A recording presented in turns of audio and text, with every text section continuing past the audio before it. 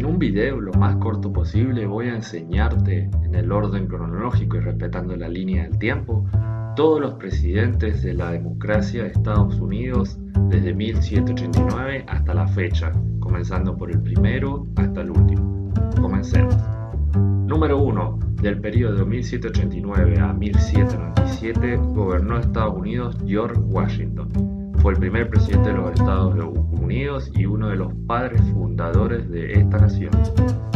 Luego tenemos a John Adams desde 1797 a 1801. Fue el primer presidente en residir en la Casa Blanca, es decir, vivió ahí, pero su mandato estuvo marcado por tensiones con Francia, lo que lo llevó a la crisis denominada XYZ. Número 3. Thomas Jefferson, desde 1801 a 1809. Este mismo fue el autor de la Declaración de la Independencia estadounidense y compró el territorio de Luisiana a Francia, es decir, el territorio que hoy conocemos como Luisiana no era originalmente Estados Unidos, sino que lo compró Thomas Jefferson a Francia. Debido a esto se duplicó el tamaño de los Estados Unidos. Número 4. James Madison, desde 1809 a 1817. El famoso James Madison fue considerado el padre de la Constitución. Esto fue debido a su contribución a la creación de la misma, es decir, fue creada por él. Luego apareció en 1817 James Monroe. Él gobernó desde ese año hasta 1825 y su presidencia se conoce como la Era de la Buena Sensación. Promulgó la doctrina Monroe y además esta proclamaba la no intervención europea en América. Después tenemos a John Quincy Adams desde 1825 a 1829. Este fue el primer presidente en ocupar el cargo después de haber sido secretario de Estado. Luego Andrew Jackson desde 1829 a 1837, conocido por su estilo populista, es decir, fue el primer presidente populista de los Estados Unidos y fue el fundador del Partido Demócrata.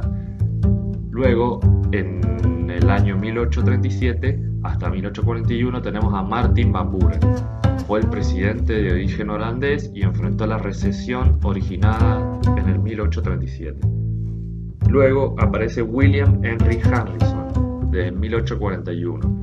Tuvo el mandato presidencial más breve, atención, muriendo 31 días después de asumir el cargo, es decir, duró exactamente un mes como presidente de los Estados Unidos. Luego aparece John Tyler, desde 1841 a 1845. Fue el primer vicepresidente en asumir la presidencia debido a la muerte del titular, es decir, se trascendió y se promulgó el cargo hacia él, no es que fue elegido democráticamente.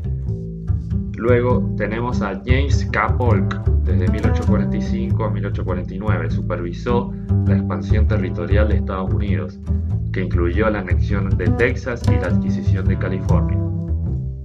Luego tenemos desde 1849 a 1850 Zachary Taylor. Él mismo fue un general destacado en la guerra entre México y Estados Unidos. Cuando termina su mandato aparece Millard Fillmore, desde 1850 a 1853, solo 3 años estuvo al frente del país. Él mismo se convirtió en presidente tras la muerte de Taylor y firmó la ley de fugitivos. Luego aparece Franklin Pierce, desde 1853 a 1857. Su mandato se vio ensombrecido por la creciente división sobre la esclavitud.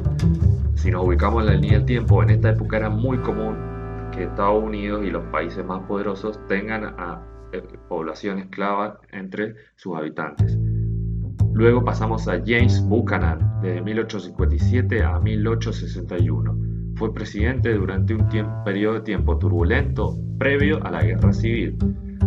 Ya que hablamos previo a la Guerra Civil, el próximo presidente va a ser, por supuesto, Abraham Lincoln, uno de los más importantes de este periodo, desde 1861 a 1865.